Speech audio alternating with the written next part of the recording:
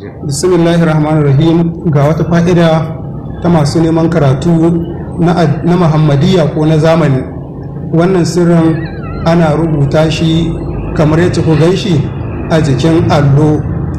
Ilimi na ban mamaki, yaro ko babba, yarinya ko yaro, ana rubuta wannan ayoyi tare da sakandami. Shine za ku ga abin da ya kewaye hatiman, shine sakandami. Ka rubuta wannan ayoyi tare da sakandamin, amma ranar alhamis a jikin madubi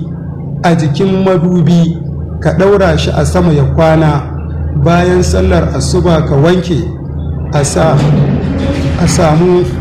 samu ƙwarya ka sha da garin kafi malam sunan wata ciyawa ce, da zuma sati 3 ake ana sha. Wannan sirrin mujarrabu ne, la shakka fihi. Duk wanda ya same shi ya yi wa ɗansa ko ‘yarsa ko abokinka ko matarka ko ɗan uwanka. A jikin madubi ake rubuta shi, za a wanke shi a cikin ƙwarya. Amma idan aka rubuta madubin ana ɗora shi a sama ya kwana, kamar rumfa kenan, ko kan taga, ba dai a so ya kwana, ko kan rufin ɗaki.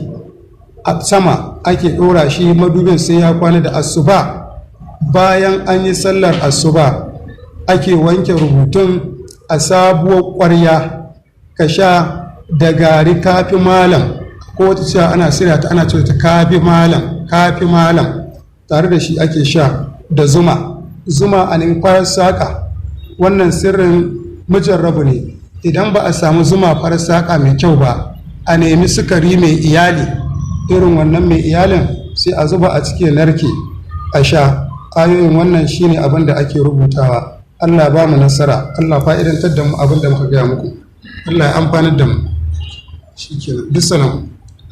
Yawwa, sai za ku iya neman mu ta nambar wayar mu, kira don ƙarin bayani kamar haka: